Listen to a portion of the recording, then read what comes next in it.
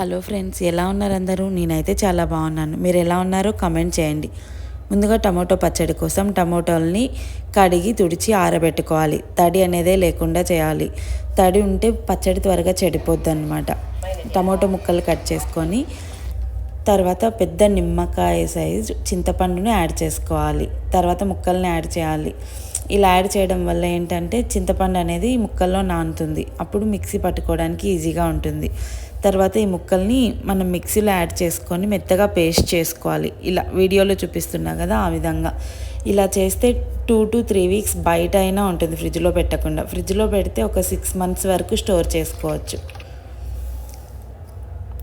ఇలా ముక్కలు ఏమీ లేకుండా వడగట్టుకోవాలి.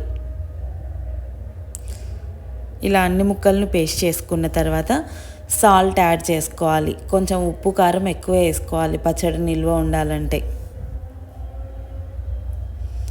తర్వాత ముక్కలు మిక్స్ చేసిన తర్వాత అందులో ఉంటాయి కదా, ఆ వాటర్ డైరెక్ట్ ఇందులోనే యాడ్ చేసుకోవాలి.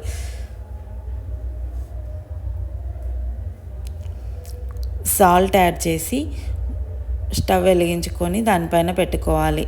ఒక 1/2 hour తర్వాత మనం కారం పొడి యాడ్ చేసుకోవాలి. కారం నేను కొంచెం ఎక్కువగానే యాడ్ చేశానండి.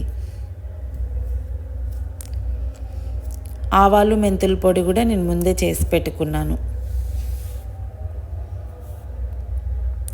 ఇలా యాడ్ చేసిన తర్వాత క్యాప్ క్లోజ్ చేసి ఒక 2 to 3 hours ఉడికిన తర్వాత ఇలా వాటర్ అంతా పోయి ఇలా ఉంటుందన్నమాట. వీడియోలో చూపిస్తున్నా కదా, ఆ విధంగా అంతవరకు ఉడికించుకోవాలి.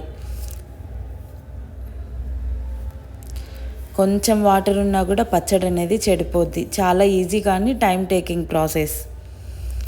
ఆవాలు మెంతులు పోపు కోసం తర్వాత ఆయిల్ యాడ్ చేసి వేడైన తర్వాత ఆవాలు అలాగే మెంతులు, వెల్లుల్లి ముందే ఒలిచి పెట్టుకున్నాను నేను. వెల్లుల్లి యాడ్ చేసుకోవాలి.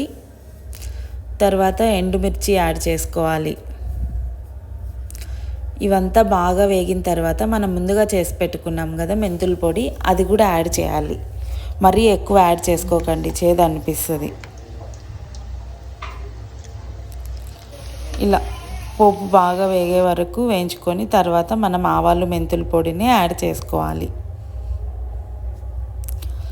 తర్వాత స్టవ్ కట్టేసి పోపుని ఇందులో యాడ్ చేసుకోవాలి. బాగా కలిపి మూత పెట్టుకోవాలి. తర్వాత మనం ఆయిల్ అంతా పైకి వచ్చే వరకు ఉడికించుకోవాలి. అంతే, ఎంతో easy and simple tomato pickle ready. ఒకసారి ఇలా ట్రై చేయండి, ఎంతో టేస్టీగా ఉంటుంది. ఇలాంటి మరెన్నో వీడియోస్ కోసం మన ఛానల్ని సబ్స్క్రైబ్ చేసుకోండి. పక్కనే ఉన్న బెల్ ఐకాన్ని క్లిక్ చేయడం మర్చిపోకండి.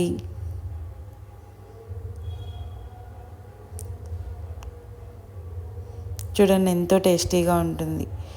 ఇలా ఒకసారి ట్రై చేయండి. ట్రై చేసి ఎలా వచ్చిందో కమెంట్ చేయండి. Bye guys.